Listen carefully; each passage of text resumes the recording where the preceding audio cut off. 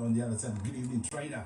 I can see, of course, our very unique special guest. And I've learned a lot from this man, actually, because this young man, about 7 years ago, we were doing the show at Luton Urban Radio, and he brought in a special guest, Shabada. And we interviewed this Jamaican comedian. It was absolutely awesome. And I've got to say, I am in the presence of the young man, of course, Silver Foster.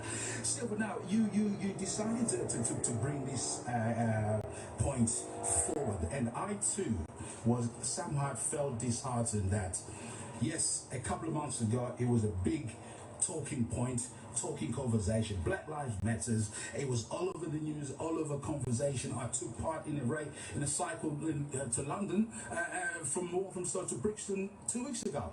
Emancipation Day, brilliant. Every brother, every sister was there. But since then, I haven't heard anything.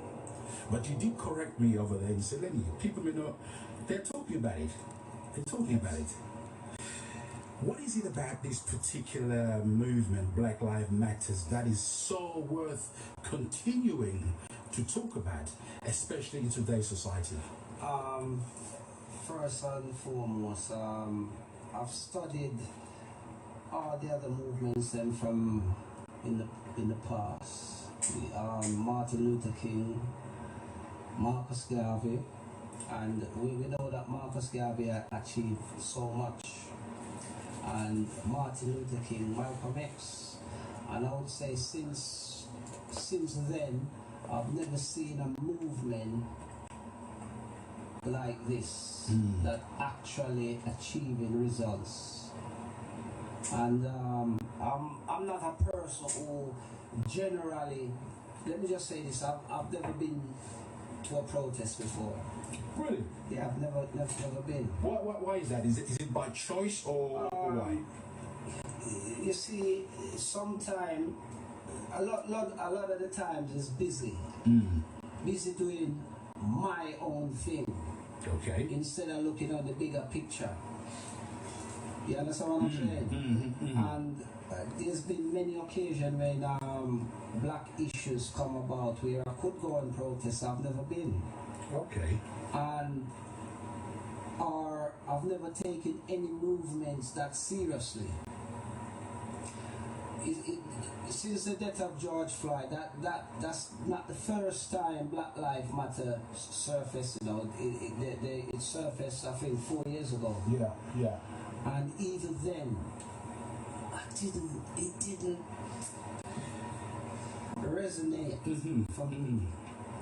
So this actually, I mean, we talked about earlier on top of the show that a lot of people were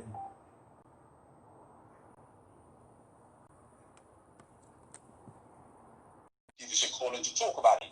And I'm going to say we are privileged right now, live on Luton Urban Radio. Let me say a very good evening to our first caller, Lisa. Good evening to you, Lisa. Hi, good evening. It's Leisha, sorry. Hey, good evening, my darling. Welcome to Luton Urban Radio. How are you this very evening? I am doing very well. Thank you so much for having me on the show this evening. It's a pleasure to be here. And of course, the question is, my dear, are you... How cool are you? Because it's absolutely hot outside. It's been a hot day and my management is in a dig at me. I said, look, it's freezing, it's cold. He goes, what are you complaining for? He actually did cuss at me. He said, well, how can you be complaining about the weather, man? This is beautiful. How are you enjoying our sunshine right now? I personally give thanks and praises for every day. Regardless of what is thrown at me in regards to the weather or life in general, I just give thanks that it's an opportunity to live, breathe and appreciate. Yeah, I think that's a very beautiful point. Nice moment to give thanks indeed. Greetings to yourself, my sister, and your family, and thank you for joining us this evening. Now, I was saying to our special guest here who thought it was important to continue conversation about BLM, Black Lives Matters. To your side of it, when you see BLM or movements or anything to do with that, how do you deal, or what is your first thought regarding Black Lives Matters? Initially, sort of back in 2018 was when I was first aware of the movement. And back then it was just a quiet storm, is what I would say. And from what I've heard your guest speaker sort of mentioning, once the death of that individual, George Floyd was taken, I think it was a catalyst. Not not just for that movement, but I think for globally, humanity realised that things had to change. And again, I think that the sort of isolation lockdown period made it a lot more impactful because we had no choice but to watch it. We had no choice but to, a lot of people shared it. And even if we tried to avoid what happened, it had happened. But the positivity of the catalyst that came on the back of it is where I feel that we need to keep using that momentum. Definitely. Okay. Yeah. Yes, definitely. That's something I'm finding a little bit. A couple of weeks ago, I was involved in a movement. I thought this is great. I could see it happening. And you know what? Maybe I'm expecting more. I don't know. I just feel that as it's no longer the agenda, perhaps on the social media, on the news, maybe have we forgotten about it, or are we talking about it deep in our homes, work, colleagues, friends, our children? Or is it just one of those things that I think the word that we used was it just a fleeting movement or moment of time? For me personally, I stated from the beginning that we are not a cause, we are not just a hashtag. And as long as we as the elders of the community work in cohesion with the youngsters and collaborate, that's the biggest thing that I see at the moment. They want to see us do something different. They want to see us using the applied knowledge we have and actually implementing the change. We need to be the change is what it is that I see. So they are spearheading the change and they're going to run with it one way or another. And all we're asking is for more organisation to a certain extent. Let's do it on a larger scale. We don't have to do it under one particular banner. We do it under the banner of that we simply want better for ourselves as a whole, to feel better about ourselves, regardless of where we are globally, but especially in the UK. And I think that we are sort of a for us, by us kind of thing at the moment is where we're at, in supporting our economy, looking at our education system, how we can actually support each other in business and really utilise our intellect and our business acumen and literally change the narrative. We've done a lot of talking. For a very long time, even since I was young. I've been on demonstrations, I've been to marches, I've been to protests as a child.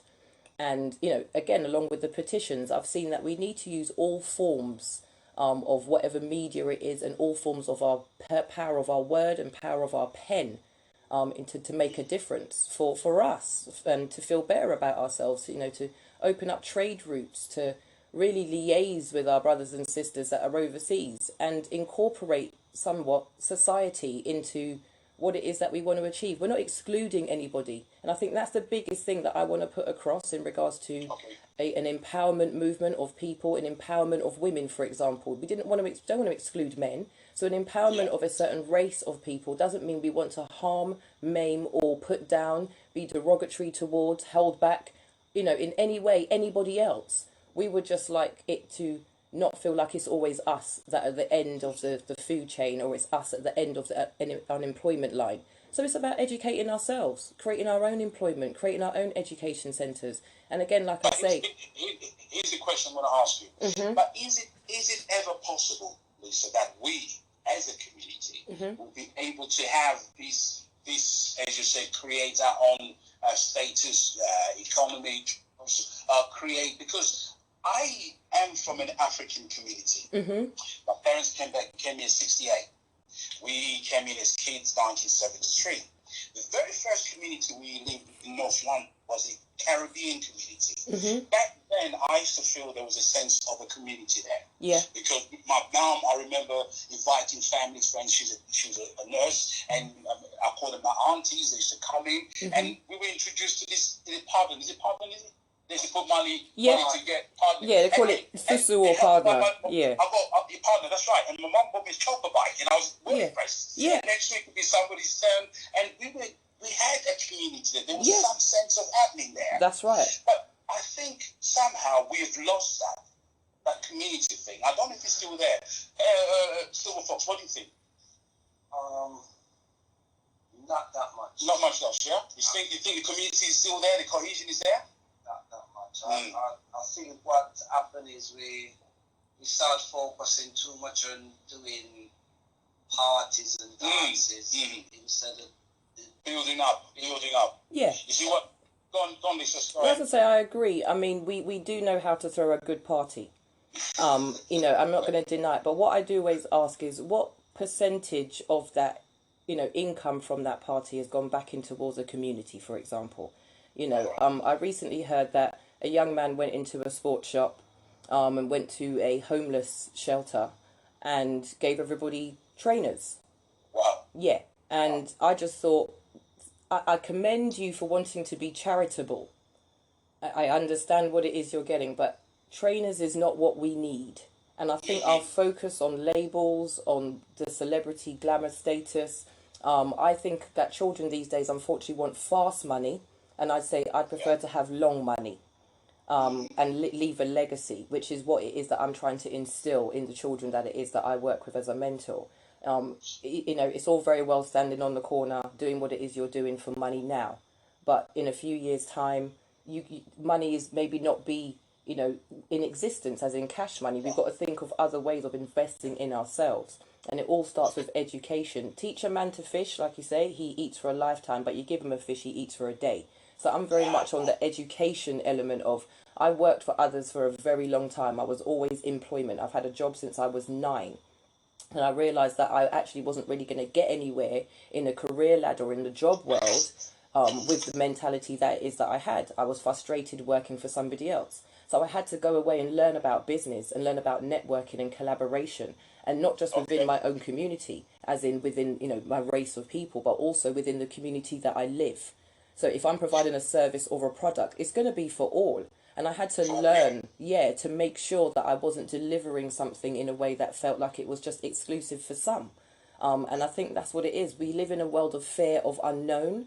So once you learn to actually learn about other people outside of your community, you do learn to integrate differently. But again, I reiterate and stress, just because we want better for ourselves doesn't mean we don't want better for all. We just feel like we're further behind slightly in regards to where it is we are. I totally agree with you, because I've got to echo, I don't know if you heard the statement Silver had made earlier on, when he said at the time he was running his little business, doing his own thing, and he just wanted a sense of purpose. If I can remind you his definition of insanity, wasn't it? Yeah. And then you realise, look, that ain't happening. I need to go and do something, of which, go ahead, please. I was researching, and it says the definition of insanity is doing the same thing over and over and expecting a different result. Yes, exactly. And it was credited to Albert Einstein. And I decided that the first thing I had to do was change my social circle. Correct. Okay. Yes. Okay. And that's when I said it's either table tennis or boxing. And at 44 years of age, I thought boxing wouldn't have been the right sport, because whatever I do, I like to take part. And enhance the young people as well. So I went to table tennis, and the rest is history. Beautiful, because we're going to elaborate on that. So, Lisa, I mean, this conversation we're having today, many are having it across, perhaps in their homes, in their comfort zone. What would be the clear message for our listeners today you would like to share as to, I mean, I love the phrase you use, that we are the elders, so therefore we should go out there and extend and work with the youngsters. Yeah. So what would be the message you'd like to leave with our listeners today to focus on? More than anything, I work with Womanhood Academy and Volunteer and Manhood Academy. And what they taught me, in all honesty, was not to be scared of our young people, to actually approach them the way that we want to be approached, to reach out and keep on reaching out. Don't ever give up on young people. Don't turn my back on young people, especially because we learned so much from them about what's going to happen, not what has had happened. Okay. So we really need to get involved with our young people and learn from them. I think in my case, I would have been very, what's the word? I know it all, this is for me, but you're quite right. I information. We need to step aside, learn from them, and we can put our ideas together and give them something positive to learn from. Yeah, they feel like we've failed them, I think. I feel like we've not done enough to keep them inclusive. Like their value, their opinions aren't valued, their feelings aren't valued. And as soon as you incorporate them into that village, and my final thing is if you don't incorporate them into the village, they will burn it down to keep the warmth. Absolutely. Now, in your case, my dear, I want to say first of all, thank you for taking a moment to share with us. It's a very positive point. And for those who may want to follow or find out more about yourself, whereabouts are you able to give us a website or maybe invite some of our listeners to follow you on social media? Because I think that our problem is we come together and we just are scattered. And we want to build a platform here of creating and continue to work together. Yes, most definitely. I mean, I'm on Facebook, so my name is Leisha Marshall Witter. I'll spell my first name, which is Lescha, and then my surname is Marshall Witter. I'm the only one who pops up at the top of the chain, so I'm not hard to find. I'm also on Instagram as I Am Natural Mystic, and natural is spelled Natrel, and then mystic Mystic. Again, influence and the love of Bob Marley and music in general. I couldn't use the actual Natural Mystic name because of copyright, so I put a bit of a twist on the name, but still will carry it with pride. Yeah, so I do. But if you type me into Google, I'll be honest, everything and all my socials will pop up. So Leisha Marshall Witter or I Am Natural Mystic, and everything is linked, and all my businesses and what it is that I do and what I'm connected to will all pop up. Splendid indeed. Now, finally, I want to say thank you. Obviously, I want to say greetings to yourself and your family. Going forward, here is, of course, we're going through coronavirus. We're going through so many things happening right now. At the end of this cycle, 2021 is around the corner. How positive do you think we are in now saying, do you know what? Maybe this time last year we possibly wasn't talking about this, but I think we are gaining momentum. We're gaining it, especially at work, at school. How much further do you think we need to go? I do believe that we have a lot to accomplish. I really do. We are doing well, but I still think that we need more cohesion, more collaboration, things being under more of one umbrella. We're very scattered across the UK for a start in regards to what it is we do. And I think we need to actually build like a real network, a real trade network, a real educational network across the country where we can do things nationally rather than just London-based or just county-based. I think we need more of a national cohesion where we come together, we meet, once a month, we have representatives, we have constituents, we treat it like a political campaign as to how we structure ourselves and navigate as to where it is that we're going. And we've got one focus, one aim is to actually be better for ourselves, for the better of humanity. And I think that as long as we are focused on that and not distracted by others and things that are going on, that's where our aim needs to be right now, is for us, by us. Absolutely.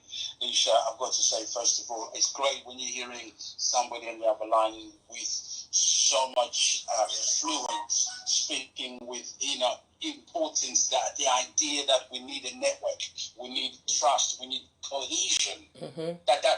That makes me feel very, very good. And that's the biggest word, is trust. Definitely trust. If we trust in ourselves, we will learn to reach out and trust in others. Leisha, we're not going to stop talking to you today. We're going to bring you back in the show. It's been so much wonderful to hear from you and taking part on our show. Thank you so much for having me. If I can say greetings to your family and thank you, and we will link up very, very soon, my love. Indeed. Thank you for sharing with us today. Thank you, Silver Fox, and thank you, Lenny T. It's been a wonderful experience. It's a pleasure, my love. We continue your work. And again, the word today, cohesion and trust. Leisha, God bless. Have a great evening. Don't stop listening. There's more to talk. Definitely. Thank you so much. Take care, good everybody. Take care. It's a pleasure. Thank you.